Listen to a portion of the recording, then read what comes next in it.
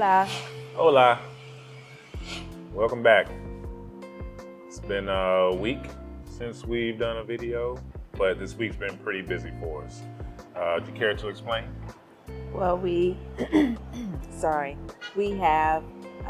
found a condo that we actually liked.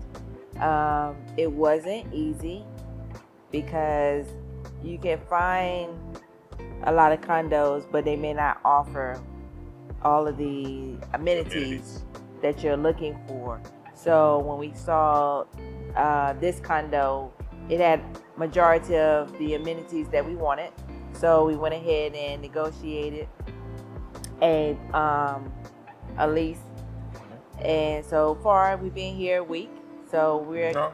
it hasn't been No, a it hasn't week. been. Oh. Our time is just sorry. It's only been a few days. Yeah, Okay. Wednesday, yeah. So. Yeah, a few days. It seems like it's been a few weeks because we've been running around trying to get a lot of things that we need for the condo for us to feel like we're at home. You hear a little noise. But it's not nearly as noisy as the last place we were temporarily. And the breeze here is so amazing. Spectacular that I have on it. I had put on a wrap because it's a little cooler today than normal. I definitely appreciate the breeze because at the other place, I really didn't have a breeze at all. Yeah, we did. So what we've been doing these past few days is just trying to find different little things to kind of make the place feel more at home for us. It came fully furnished, but there's a few things we needed. An oven. Oh yeah, I don't have an oven. It came with an induction oven, which is fine.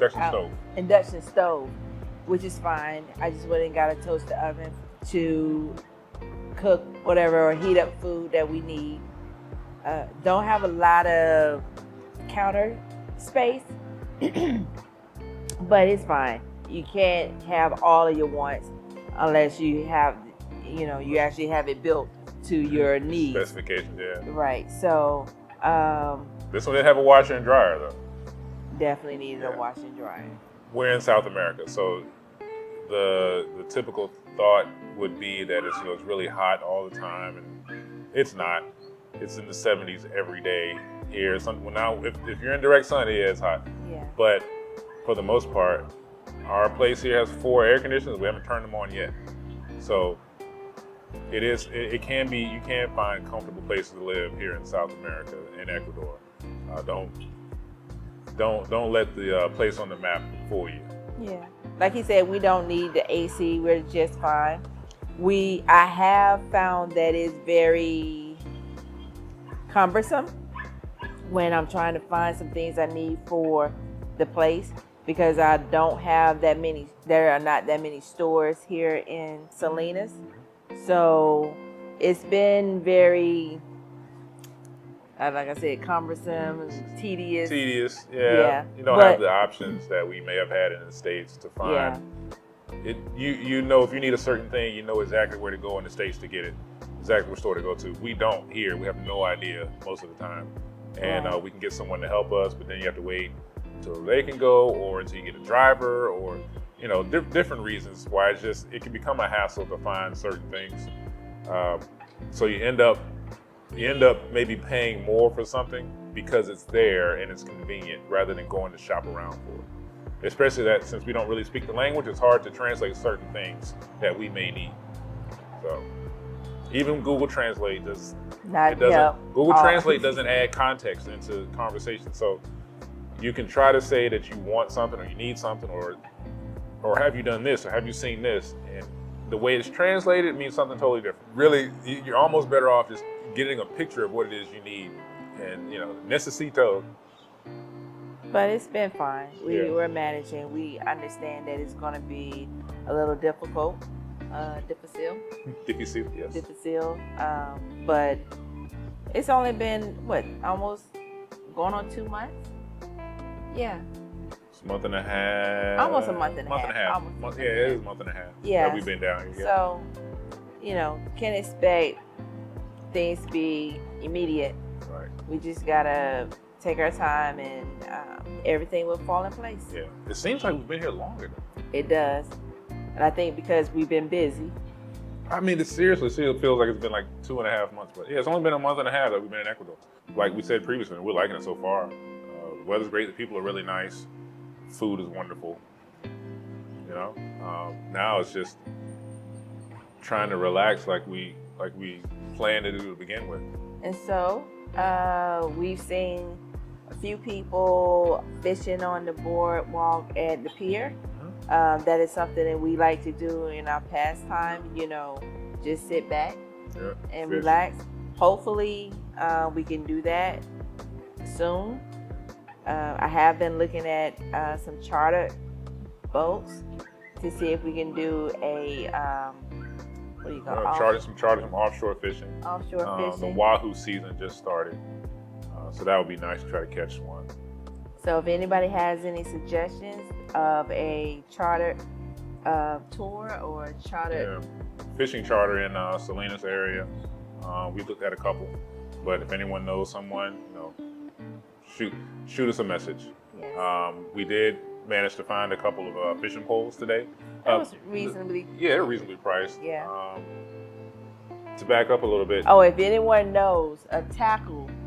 Bait and tackle shop. Yeah. Bait and tackle shop where you can get the fishing line, the hooks and stuff that goes with the poles. Where we are. Jig heads, weights, hooks. Yeah, we just have the rod right now. The bare minimum, couple hooks. Yeah. But you think coming from the U.S., especially if you live on the coast like we did, there's bait and tackle shops everywhere, and in every grocery store is fishing gear. Here, there almost aren't any. And it's not. Which is, it may not. It may be. We just don't know. Well, that's what I'm saying. They're not nearly as convenient out in the open as you might think. So, whereas we could go anywhere in the U.S. and get whatever fishing tackle we needed, here is a little more difficult because there aren't that many tackle shops, and you have to be able to explain what you want. So that's kind of an issue, but we got the poles, we got some bare minimum hooks and stuff. We got enough to get by. To get by. Scrape by. Yeah. We may have to bring something back from the U.S. one day. I don't know. But yeah, we definitely plan on doing some fishing. Yeah. And we also went up to the Chocolatiera. La Chocolatiera. La Chocolatiera. Again, we went again, but this time we came prepared. Were we prepared? Yeah, we took the camera. Yeah. Yeah. We had more. There were a lot of tourists.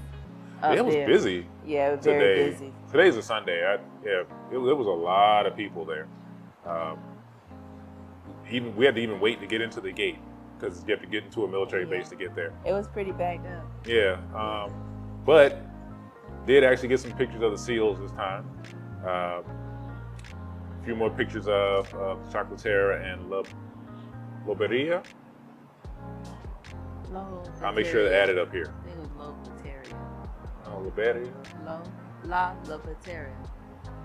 We'll see. Forgive our terrible Spanish. We're working on it. Yeah. Anyway, it'll be playing in the background.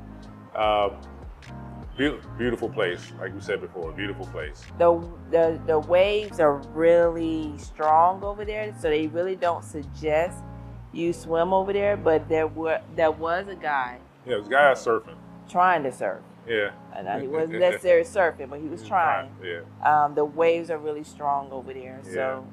Especially today, it was really strong today. Okay. One quick thing. Salinas does have an airport. However, it's out of commission at the moment. I believe it happened right at the beginning of the pandemic.